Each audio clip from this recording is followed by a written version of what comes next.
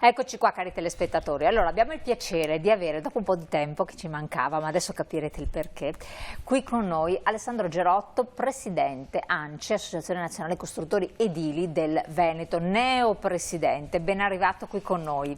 Grazie dell'invito, buonasera. Allora, è importante averla qui con noi per spiegare ai nostri telespettatori, e non soltanto, quindi a tutti quanti voi, che siate costruttori o che non siete costruttori o che apparteniate alla filiera, e poi bisogna dire che l'indotto delle costruzioni, l'abbiamo visto anche nei periodi di crisi, è molto ampio, è molto vasto e riguarda direttamente o indirettamente tutti quanti noi e l'economia. Come sta andando il settore dell'edilizia, delle costruzioni in genere? Perché muove dei capitali importanti e muoverebbe anche il PIL. Quindi la nostra ricchezza, le nostre disponibilità. Abbiamo dei dati che sotto un certo profilo, e voi ben lo sapete, cari telespettatori, sono un po' inquietanti. Dati Istat del PIL che praticamente è zero, non dà segnali di movimento. Settore dei mutui, meno 30% a livello nazionale, questo non è una buona cosa, ma qui i tassi di interesse così alti.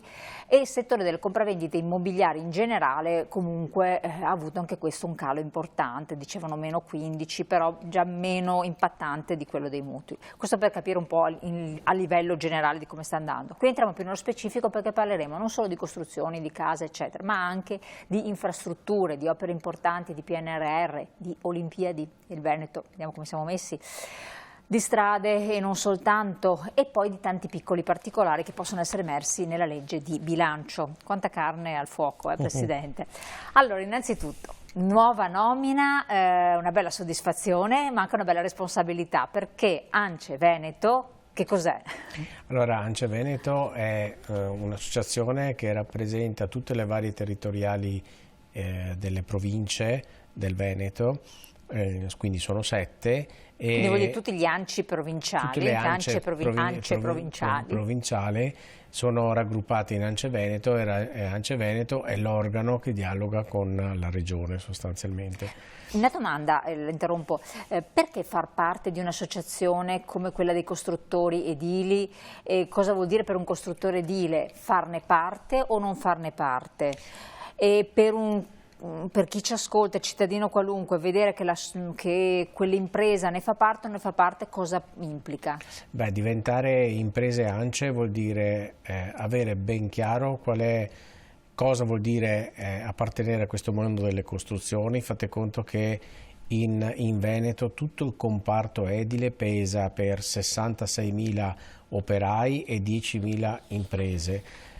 Appartenere ad ANCE vuol dire far parte di quel gruppo di imprese che è direttamente connesso alla politica, quindi al governo, è l'interlocutore principale con cui andare a dialogare insieme per fare delle nuove norme, per cercare di essere l'interlocutore per il quale far capire come si possono fare determinati tipi di costruzioni, per esempio utilizzando dei nuovi materiali oppure utilizzando delle nuove tecnologie. È l'interlocutore, per esempio, per andare a discutere il tipo di prezzario da applicare per fare le nuove progettazioni.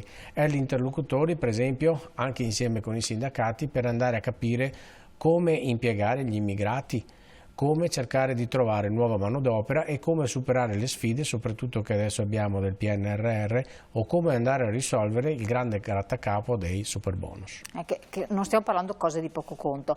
In Veneto c'è sempre stata, e chiedo a lei, c'è ancora, in base alla sua percezione, perché poi lei ha fatto la strada dal territoriale, quindi da Padova e provincia, adesso al regionale da un po' di tempo, oggi ufficializzato, ma insomma si sta muovendo da un po', e quindi è rilevante uscire da questa forma, e c'è ancora un individualismo spinto, quindi una poca fiducia nelle rappresentatività, nelle rappresentanze istituzionali, e l'imprenditore tende ancora a far da sé, oppure con le nuove generazioni, qui bisognerebbe avere anche qualche diciamo, assist da questa parte, si sta muovendo qualcosa di diverso? Allora, fare parte di un'associazione come ANCE vuol dire contare e poter dire qualcosa soprattutto nei confronti del governo.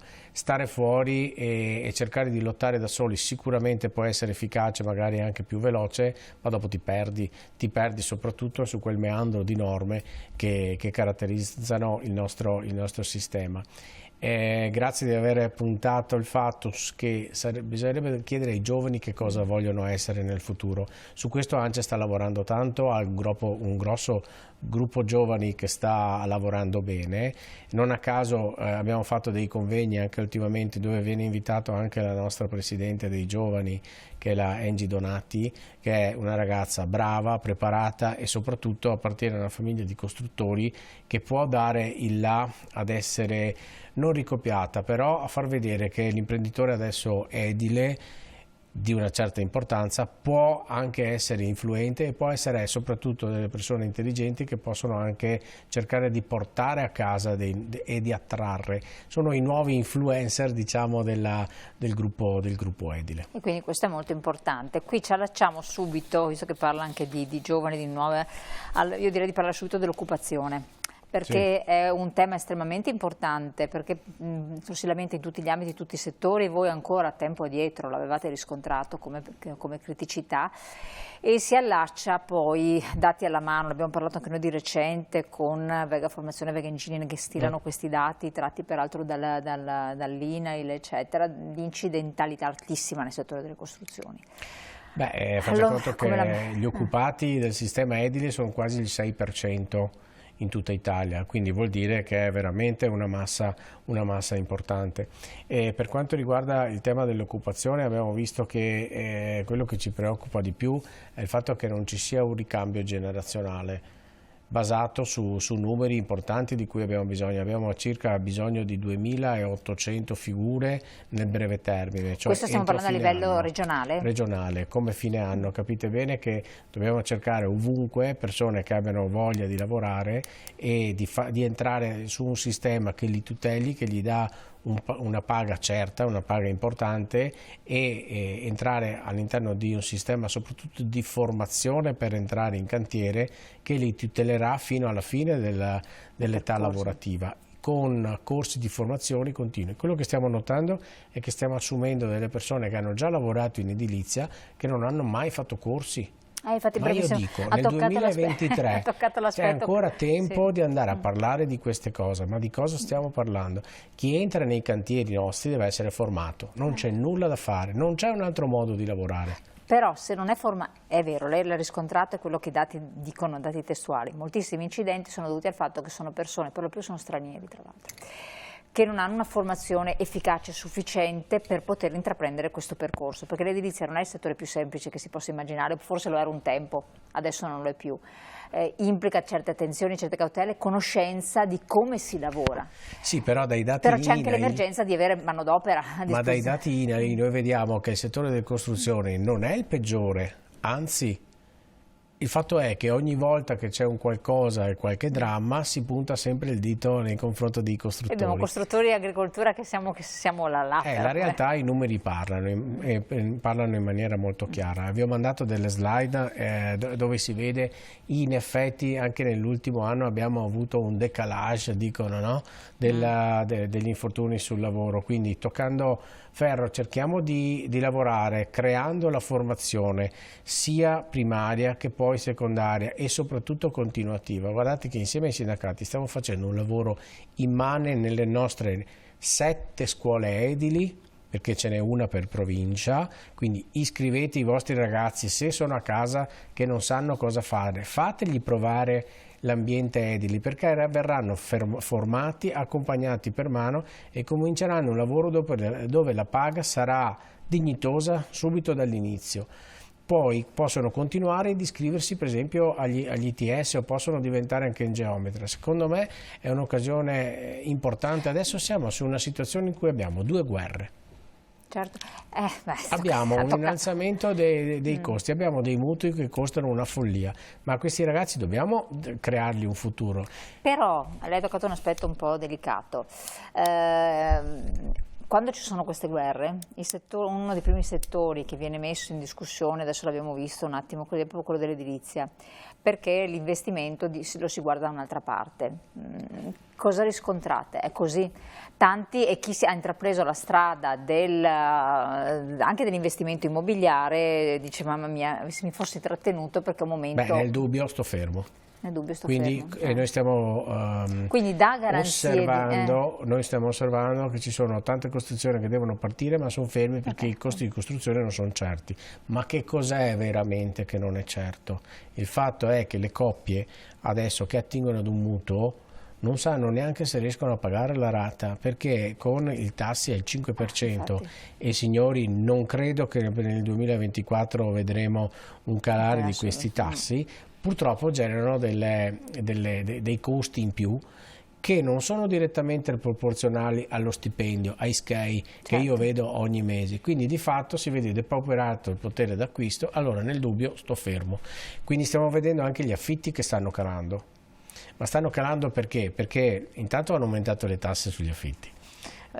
Sugli affitti brevi, dai. Sugli affitti brevi, però anche sulle seconde case adesso parlano di cose del genere. Cerchiamo di trovare un attimo il punto della situazione. Di fatto le famiglie avranno, a parte che hanno sempre meno figli, però hanno sempre meno la possibilità di spendere, e vedremo sicuramente che se non vengono aiutate andranno in crisi nel breve. Quindi comunque un momento un po' particolare. Lei diceva giustamente può essere una escamotage importante l'occupazione, per chiudere un po' questo capitolo. Il timore da parte di tanti, ne abbiamo già parlato anche in passato e ci hanno anche scritto, è quello di dire sì, ma pensare che mio figlio entri in una grande impresa edile, in una multinazionale eccetera, che partecipa a grandi può essere interessante, ma pensare che viene magari assunto per brevi periodi da cooperative anziché piccole imprese edili, dove non è così allettante, e siccome i giovani hanno ambizione di fare carriera nella teoria, ma forse anche nel settore dell'edilizia, manca questo appeal. Ma guardate, c'è il Belzoni qua a Padova che ha 5 classi di geometri, quindi secondo me c'è una controtendenza. Poi di fatto sono io il primo a dire, cerchiamo di dare più dignità a questi ragazzi che cominciano a lavorare, cercate di andare su ditte strutturate, su ditte che vi fanno vedere esattamente qual è anche il piano di crescita, e dopo provate. Perché se non provate e state lì ad ascoltare le chiacchiere da bar, secondo me non si va da nessuna parte, perché all'estero vedo che comunque è comunque una gran bella scuola quella di entrare sul mondo edile, perché almeno impari a fare qualcosa. Poi volevo spezzare una lancia a mio favore. Da quando ci siamo conosciuti già ben 3 anni fa non è mai stato un periodo facile, c'è sempre stato qualcosa di complicato, dai super bonus, dal Covid, non so se si ricorda, e quindi voglio dire, questa la sto vivendo come un'opportunità importante. Il peso ovviamente della responsabilità c'è, però vedo che le aziende si stanno associando, ci sono nuove aziende che si stanno associando e stanno diventando importanti, vedono che cosa serve ANCE, soprattutto come interlocutore di rispetto per poter raggiungere determinati obiettivi, che sono quelli della nostra lobby di associazione che deve fare il proprio lavoro. A proposito di obiettivi, un obiettivo interessante sarebbe poter utilizzare i finanziamenti che vengono, punto di domanda, dal PNRR. Sì. Come siamo messi? Perché lì c'è stato praticamente una rivalutazione, una riconsiderazione e una revisione di quella che è stata la proposta iniziale, e allora spieghiamo ai nostri telespettatori che magari non riescono a comprendere bene la dinamica e soprattutto questi soldi a chi vanno, e questa è la cosa importante, perché tutti ne parlano però nessuno li vede. Allora ricordiamoci che questo piano di spesa sostanzialmente è stato fatto per stimolare il mercato, quindi a parte i super bonus dovevano fare ripartire il mercato velocemente. Ricordatevi sempre che quando parte l'edilizia partono altre 7 categorie nell'immediato, e quindi era veramente una cosa intelligente da fare. Peccato che abbiano considerato più o meno 10 miliardi qua in Veneto di spesa, 10,43. In realtà dopo di diversi tipi di tagli adesso si parla di 8,7 come minimo investimento del PNRR, di cui hanno già decurtato circa 1 miliardo. Dove vanno questi soldi? Vanno per le scuole, cittadini, altri progetti che sono stati depositati dai comuni. Molti erano progetti che i comuni avevano già pronti e sono stati presentati con non poche difficoltà per le RPA, per le amministrazioni pubbliche, e di fatto adesso ne hanno già tagliati 2.800 in Veneto. Perché li hanno tagliati? Perché, posso dirlo in dialetto, certo. Alla fine non cosa sky, nel senso, bisogna cercare un attimo di tirare la coperta nella maniera corretta. Quindi ad agosto il governo ha preso questa decisione, perché io mi rendo conto che tra tutte le problematiche italiane, con un debito a 3.000 miliardi e con i tassi di interesse al 5%, stiamo strapagando questo debito, sì, quindi da qualche parte dovevano cominciare. Di fatto per noi sono importanti questi soldi del PNRR, perché vanno a cadere all'interno dei comuni e dei paesi dove noi abbiamo le aziende, e quindi possiamo partecipare alle gare e possiamo lavorare perlomeno sapendo che c'è una copertura. Di fatto le opere che non verranno finanziate da questo piano verranno finanziate da altri piani che stanno venendo avanti. Quindi, semplificando al massimo, questi soldi restano sul territorio, sì, perché daranno lavoro a queste aziende per ricostruire le scuole, metterle in sicurezza, edifici pubblici e quant'altro, quindi grandi opere importanti. Sì. Dopo le chiederò se tra le grandi opere c'è anche la viabilità o le infrastrutture di viabilità, e non ci saranno appalti europei, ma riguarderanno il territorio, perché dopo l'altra questione è sì, perché dopo chi ci guadagna sono sempre le grandi. No, questi sono appalti più piccoli, fatti apposta per fare ripartire tutto quel tessuto imprenditoriale che ha bisogno di tenersi vivo.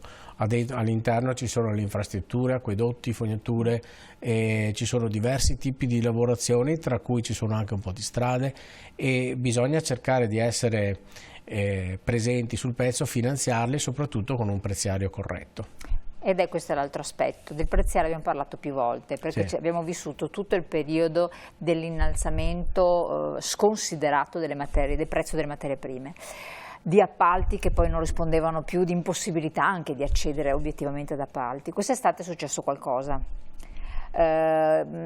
Cosa adesso allo stato attuale, come siamo messi? Quindi prezzo delle materie prime, che è la cosa che spaventa chiunque voglia fare un investimento nel settore immobiliare, tanto voi costruttori che dovete esporvi, anche voi avete i mutui con dei tassi elevati come tutti gli imprenditori, quanto il privato cittadino.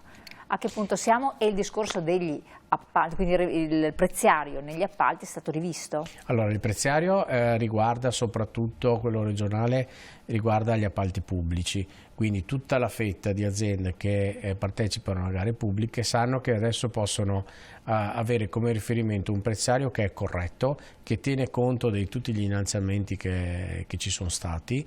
Quindi è stato rivisto? È stato rivisto, è stato un gran lavoro di ANCE fatto insieme con la Regione, e noi abbiamo espresso le nostre criticità, e secondo me è uno dei fiori all'occhiello, uno dei punti dove veramente abbiamo brillato come associazione. Quello è un lavoro fatto bene e lo abbiamo fatto fino alla fine.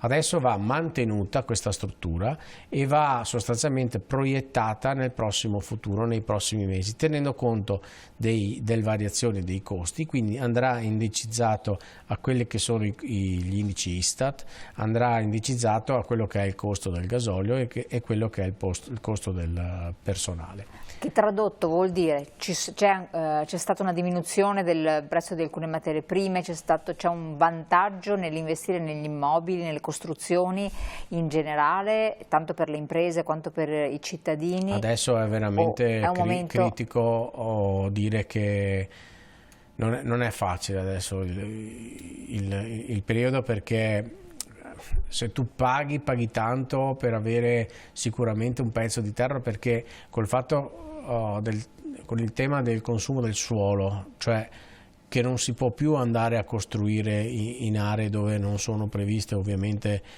costruzioni di diverso tipo, noi abbiamo bisogno di andare a rigenerare, a creare una nuova industrializzazione della rigenerazione urbana, soprattutto nel nostro territorio, perché il tema del consumo del suolo è un tema talmente presente, talmente attuale, e che deve farci ragionare, ma è chiaro che quei pochi posti dove si può andare a costruire adesso hanno un elevato valore. e andare a costruire con delle materie prime che costano tanto, ovviamente si rischia di andare fuori, rischia di andare fuori scala. Quando parla di consumo del suolo per i non addetti ai lavori, cosa sta a significare? Perché quasi tutti si muovono e vedono che sorgono cantieri, è un periodo florido, insomma, diciamo così, per le costruzioni almeno fino adesso, sorgono cantieri un po' ovunque, in zone particolari, eccetera. Consumo del suolo, un'immagina che invece non debbano più sorgere cantieri, per dove sono stati fatti, e si parlava di demolizione con ricostruzione in tante aree del nostro territorio. Ma di fatto non è stato così. Considerate che la legge sostanzialmente urbanistica, la prima legge urbanistica risale agli anni 40, da quando si è cominciato a regolarizzare le varie costruzioni. Poi si sono susseguite tutta una serie di norme, di articoli. Adesso si sta cercando di scrivere una nuova norma. È stato presentato adesso in Regione un testo unico che raccoglie tutte le varie norme. È stato un lavorone enorme, dove ovviamente noi partecipiamo con le nostre commissioni, e su questo per dire che si è capito esattamente la strada dove si deve andare. Si deve andare a creare una normazione dei nostri ambienti.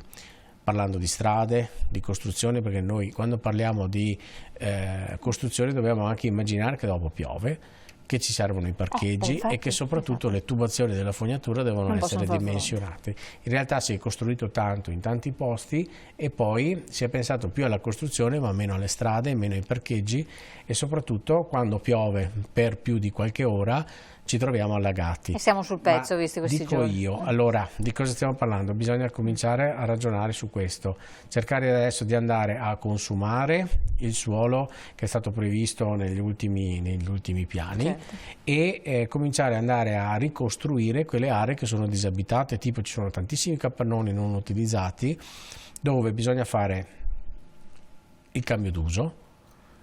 Quindi bisogna intervenire con delle idee che siano anche attrattive per i giovani del futuro, perché quindi degli grandi stadi possono essere sì attrattivi per andare a vedere la partita, ma dopo tutta la parte sotto, per esempio, può essere fornita da veterinari, uno shop per fare modello insomma europeo, come ci sono in altri paesi, europeo, certo, ma anche le scuole. Cosa pensiamo? Stiamo parlando di denatalità e stiamo costruendo tante scuole, e allora adesso i progetti sono fatti con delle scuole che possono essere rimodulate e vivere per esempio nel pomeriggio con altri spazi per la comunità. Certo, allora riutilizzo dell'esistente ma rivalutazione, ci sono tante altre questioni che bisogna affrontare, che dobbiamo affrontare insieme. A questo punto però si interrompe la nostra puntata, la continueremo con il nostro Presidente. Grazie di essere stato qui con noi e di averci seguito. Seguite le nostre trasmissioni perché ci sarà un altro capitolo che adesso affronteremo presto insieme, non questa serata. Buon proseguimento